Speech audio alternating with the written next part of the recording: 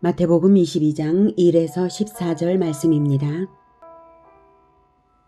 22장 예수께서 다시 비유로 대답하여 이르시되 천국은 마치 자기 아들을 위하여 혼인잔치를 베푼 어떤 임금과 같으니 그 종들을 보내어 그 청한 사람들을 혼인잔치에 오라 하였더니 오기를 싫어하거늘 다시 다른 종들을 보내며 이르되 청한 사람들에게 이르기를 내가 오찬을 준비하되 나의 소와 살찐 짐승을 잡고 모든 것을 갖추었으니 혼인잔치에 오소서 하라 하였더니 그들이 돌아보지도 않고 한 사람은 자기 밭으로 한 사람은 자기 사업하러 가고 그 남은 자들은 종들을 잡아 모욕하고 죽이니 임금이 노하여 군대를 보내어 그 살인한 자들을 진멸하고 그 동네를 불사르고 이에 종들에게 이르되 혼인잔치는 준비되었으나 청한 사람들은 합당하지 아니하니 내 거리 길에 가서 사람을 만나는 대로 혼인잔치에 청하여 오라 한대 종들이 길에 나가 악한 자나 선한 자나 만나는 대로 모두 데려오니 혼인잔치에 손님들이 가득한지라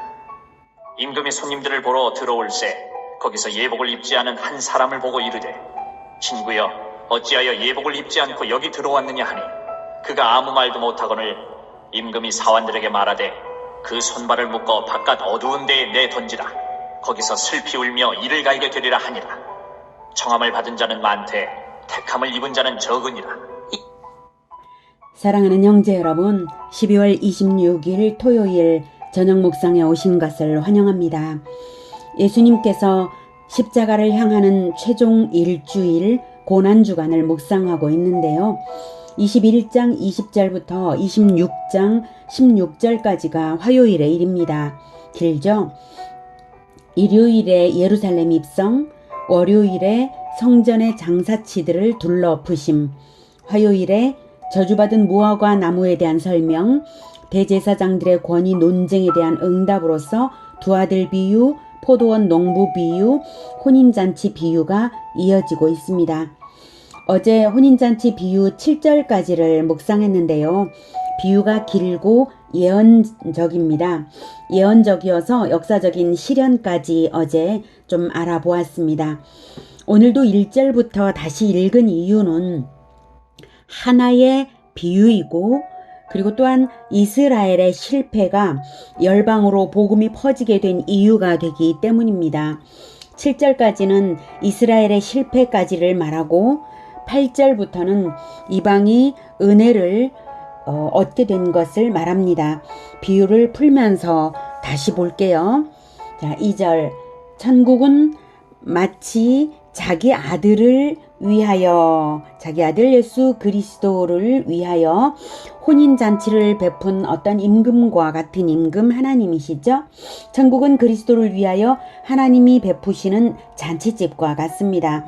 그 종들을 보내어 세례 요한 등을 보내어서 그리스도의 때가 임박한 것을 알리신 것을 말하고요. 그 청한 사람들을 사전에 여러 날 전에 미리 초청장을 보내어서 오기로 된 자들을 즉 구약 이스라엘이 언약을 받아서 그리스도를 기다림으로써 대속의 제사를 드리면서 구원받은 것을 말하죠. 그 청한 사람들 구약 이스라엘 백성들을 혼인잔치에 오라 하였더니 오기를 싫어하거늘 구약의 언약은 받았는데 결국 그리스도를 맞이하기 싫은 것입니다. 예수님 당시에 유대 종교인들이 그랬죠. 4절 다시 다른 종들을 보내며 예수님의 제자들과 전도자들을 의미합니다. 이 비유는 예언이기 때문에 예수님 사후의 일까지 총괄적으로 말씀하시는 것입니다. 이르되 청한 사람들에게 이르기를 내가 오찬을 준비하되 나의 소와 살진 짐승을 잡고 모든 것을 갖추었으니 혼인잔치에 오소서 하라 하였더니 혼인잔치에 오소서. 천국의 풍요가 부족함이 없고 그만큼 하나님이 넉넉한 준비로서 우리를 기다리심을 말합니다. 그렇게 하라 하였더니 그들이 돌아보지도 않고 언약을 해놓고 결국 이스라엘은 언약을 무시했습니다. 한 사람은 자기 밭으로 한 사람은 자기 사업하러 가고 자기 이익을 위해 영원한 언약을 무시했습니다. 일반적으로는 이렇고요. 일반적인 사람들은 이랬고요.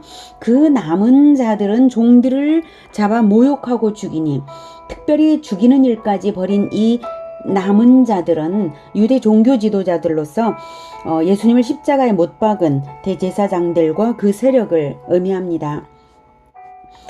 임금이 노하여 군대를 보내어 그 살인한 자들을 진멸하고 그 동네를 불사르고, 네. 하나님께서 주후 70년에 로마 군대의 공격을 당하도록 두심으로써 디도 장군에 의해서 100만 명 이상이 죽음을 당했죠. 예루살렘이 완전 초토화가 된 사건으로 역사적으로 실현되었습니다. 성전도 예수님이 따로 예언하신 것처럼 돌 하나도 돌 위에 남지 않을 정도로 완전히 파괴되었습니다. 이로써 구약 제사법과 성전 중심의 시스템은 완전 종식되었습니다. 그래서 이 비유는 예언인 것입니다. 8절 이에 종들에게 이르되 혼인잔치는 준비되었으나 청한 사람들은 합당하지 아니하니. 네, 하나님께서 이렇게 말씀을 하시는 거죠. 네, 하나님은 천국을 준비하셨고 천국은 반드시 이루어질 일이지만 구성원은 교체된다는 것입니다. 천국의 백성들은 교체된다는 것입니다. 언약을 끝까지 신실하게 지키지 않은 사람은 스스로 합당성을 잃어서 원래 당했을 그 심판을 당한 것입니다. 하나님은 은혜를 주셨으나 받을 사람이 제대로 받을 줄을 모르는 것이죠. 자업자득입니다. 언약은 끝까지 신실함으로써만 받는 것입니다. 9절 내거리 길에 가서 사람을 만나는 대로 혼인잔치에 청하여 오라. 네, 그래서 이제 복음은 내거리 길, 즉 세계 사방으로 퍼지도록 허락되고 명령되었습니다. 그 대상에도 제한이 없습니다. 누구든지입니다. 만나는 대로 누구든지 청하여 오는 것입니다. 사전에 초청장을 받지 않았어도 즉시로 초청을 받고 응하여서 오면 되는 것이죠. 구약 이스라엘의 실패로 말미암아 열방은 오히려 큰 은혜를 얻게 된 행운아가 되었습니다.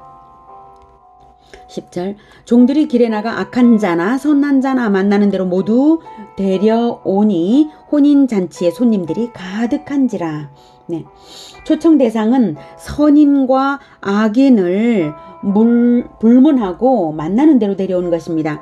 하나님의 은혜의 초청은 이제 제한이 완전히 철폐되었습니다. 초청에 응하기만 하면 됩니다. 그래서 열방의 복음이 퍼졌고 천국은 대대적으로 확장되었습니다.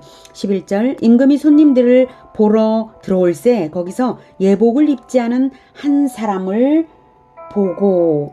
네, 근동 혼인잔치의 예법으로는 왕족, 귀족들이 하객들을 초청할 때에 초청에 응하는 모든 하객들에게 각각 입을 예복을 보냅니다. 그래서 하객들이 잔치에 나올 때는 그 예복을 입어서 예를 갖춥니다. 평상시 입던 누추한 옷을 입으면 왕가의 혼인잔치를 모독하는 것이므로 잔치자리에서 예복을 안 입은 사람은 쫓겨납니다. 그런데 왕이 손님들을 보러 들어왔을 때에 예복을 입지 않은 한 사람이 있었습니다. 이 예복은 무엇을 의미할까요? 천국 잔치자리에 참석할 자인지 아닌지를 판가름하는 기준이 되는 이 예복은 무엇을 의미할까요? 그것은 바로 칭의의 옷입니다. 칭의란 원래 죄인이어서 의롭지 않은 자를 의인으로 인정하여 의인이라고 칭하는 것을 말합니다. 우리가 의롭지 않은데 의인이라고 칭함받을 수 있는 이유는 바로 그리스도의 대속의 죽음 값으로 되는 것입니다. 나 대신 죽으신 내 죄를 대신해서 벌받아 죽으신 예수님을 영접하여 왕으로 영접하여 그리스도의 백성이 되었을 때에 우리는 영적으로 칭의의 예복을 입은 자와 같습니다. 원래 내가 입었던 옷은 죄의 더러운 누더기였는데 칭의의 예복을 받아 걸친 상태가 된 것입니다. 실제로 근동의 하객들이 입는 예복도 망토와 같은 형태로서 평소 입는 옷 위에 걸치면 되는 형태라고 합니다. 그런데 그 옷을 초청과 함께 받아서 잔치자리에 앉아야 할 어떤 사람이 잔치자리에 앉아 함께 먹는 것은 좋다고 왔는데 예복 입는 것은 싫어하여서 물리친 것이죠. 마치 교회는 출석해서 기독교인이라는 라벨은 붙였지만 예수님의 대속의 죽음을 자기의 죄의 죽음으로 받아들이지 않고 여전히 자기의 죄의 옷을 감추지 않는 자와 같은 것입니다. 12절 이르되 친구여 어찌하여 예복을 입지 않고 여기 들어왔느냐 하니 그가 아무 말도 못하거늘. 최후의 심판대에서는 칭의의 예복을 확인할 것입니다. 즉 그리스도의 대속의 죽음을 자기 죄의 죽음으로 받아들여서 죄의 옷을 가리고 그리스도인이라는 정체성의 옷을 입었는가? 이것을 확인할 것입니다. 그런데 교회 출석은 했어도 보혈의 공로를 인정하지 않아서 자기 죄의 옷을 그대로 드러낸 사람은 최후의 심판대에서 여실히 드러나고 아무 말도 못하게 되어 있습니다. 13절 임금이 사관들에게 말하되 그 손발을 묶어 바깥 어두운 데에 내던지라. 거기서 슬피 울며 이를 갈게 되리라 하니라. 하나님은 천사들을 시켜서 그런 사람들을 분리시켜서 바깥 어두운 데에 내던지실 것입니다. 지옥이죠. 그 손발을 묶어서 내쫓기니 전혀 구원의 여망이 없습니다. 기회를 이미 다 놓친 것입니다. 그리고 내쫓긴 그에게는 전혀 회개의 가능성은 없고 슬픔과 하나님을 대적하는 분노만 있을 것입니다. 14절 청함을 받은 자는 많되 택함을 입은 자는 적으니라. 청함이 최종 택함을 입기까지는 언약에 합당한 신실함이 있어야 하는 것입니다. 복음을 듣기만 했다고 구원받은 것이 아니고 복음의 한순간 반응을 한 것으로 구원이 최종 완성된 것은 아닙니다. 복음을 아무리 많이 듣는 자리에 있어도 본인이 칭의의 옷을 입어서 자기 죄의 누더기를 가릴 줄 알아야 하는 것입니다.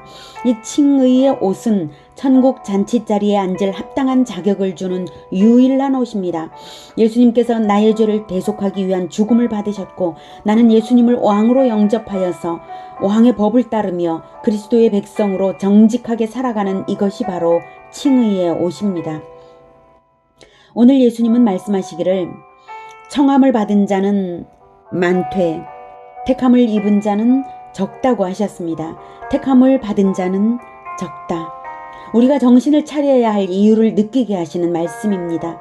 혹 나 자신이, 혹 내 가족이, 혹 내 친구가 칭의의 옷을 잊어버리고 있지는 않은가를 살피면서 거룩한 칭의의 예복을 늘 입고 정결로서 신실하게 택함 받은 자로 서는 우리 모두가 되기를 축복합니다. 기도하겠습니다. 하나님, 우리는 더러운 누더기와 같은 죄를 입고 있었습니다. 그것을 벗을 줄 몰랐습니다.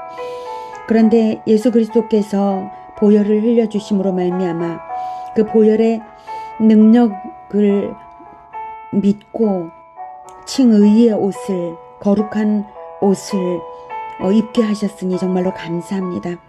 우리가 날마다 짓는 죄를 예수 그리스도의 보혈에 씻으면서 그 죄를 버리면서 살겠습니다. 칭의의 옷을 날마다 입고 날마다 정결하게 그 옷을 씻으면서 정결함으로 살아가겠습니다. 하나님, 그러나 우리가 실수할 때가 있고 또 잊어버릴 때가 있습니다.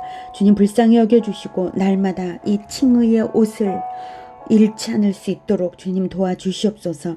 우리가 최후의 만찬 자리까지, 최후의 그 잔치 자리까지, 최후의 심판 때까지 갈 때에 칭의의 옷을 결코 잃지 않도록 보혈의 능력에 늘 의지하면서 죄를 버리는 우리 모두가 되게 주님 도와주시옵소서.